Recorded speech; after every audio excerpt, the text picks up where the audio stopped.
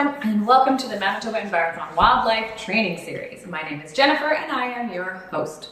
Now today we are going to be learning about our wildlife tracks. So these are the tracks that I want you to memorize off the top of your head so that when you get on a test you can look at these and just know them. So there's not that many, so come in close and we'll identify all of these below. Here we have the 5 different species of ungulates that are found in Manitoba. The smallest one that we have belongs to a white-tailed deer.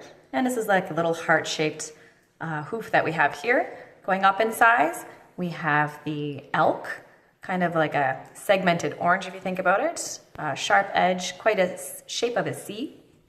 Getting larger than that, we have our caribou. They have scooped toes that are used for scooping out snow so that they can reach the grass underneath the snow layer. We also have the nice round ones that these belong to our Manitoba bison. And a little bit bigger. This one is obviously a juvenile. This is a very small sized one for the Manitoba moose. So these can be quite various in size, but as long as you can identify these 5 different ungulates, you will be set. Okay, now there's one thing I'm going to point out. So when you look at a track and you're trying to figure out if it's either belonging to a feline or a canine, basically you look at the foot, the pad of foot, and you're going to see the pad, and you're going to see 4 different toes. And when you see that, you know, okay, that's going to be like a feline or a canine. Basically, now what you have to do is look at the claws. If you see claws, like you see here, then you can determine that this track belongs to a species that is from the canine family. If you do not see any claws on the track, then you know that that belongs to the felines, because felines retract their claws and they do not show up generally in a track print. Okay, so here we have the canine family. The largest of the canines belongs to a wolf, and it's roughly the size of your hand. When you're in the area and you're trying to identify whether or not it's a wolf or say someone's large domestic dog, just keep in mind, do you see any people tracks nearby? Is it someone going on a walk with their dog? Are you out in the country? Are you out in, you're in the city? Obviously, these things will help you to identify whether or not it's a wolf or if it is a domestic dog. The next one in size that we have that's down a little bit belongs to a coyote. Now, coyotes are actually pretty easy to identify because if you look at the overall shape of the track, it's perfectly oval. And these front 2 pads are in front, and these side 2, these back 2 here, they actually tuck in behind the front pad. So that nice round oval shape, this will help you to identify when it is a coyote. And the smallest of our canines belongs to a fox. Now, fox have a really prominent ridge on the very hind pad, and this is very prominent when you see in the track, and it kind of almost looks like a little chevron or like a little boomerang shape, and that will stick out. And it is obviously the smallest track of the 3. So these are your 3 canines that you need to memorize. So here are your 2 felines. We have our largest feline again and our smallest feline.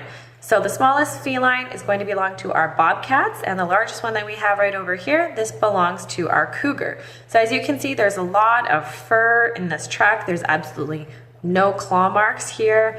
You can see again here, this is obviously a lot of fur in here, and you cannot see any claw marks as well. So these are our bobcat and our cougar. If you were to have a lynx, you wouldn't see anything except for just a giant pad of fur. That's it.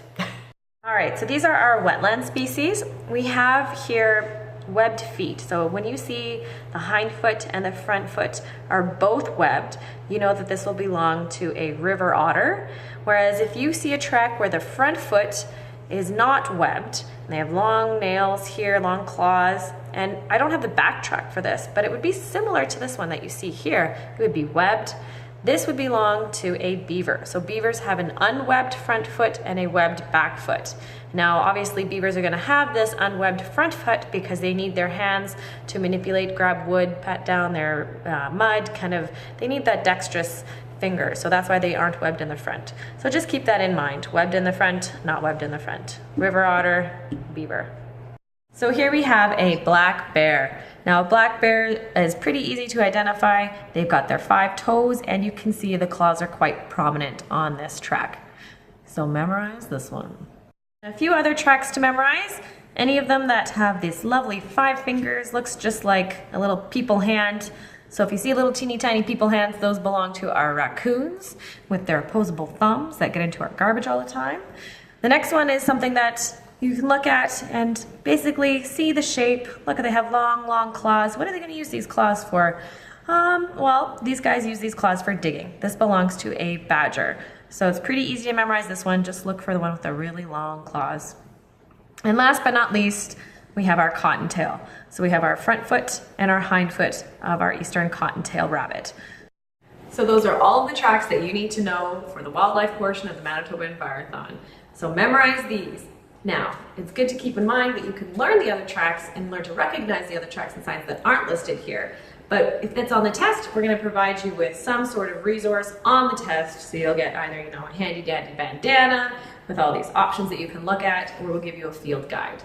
But other than that, these are the ones that you really need to remember and memorize. So don't forget.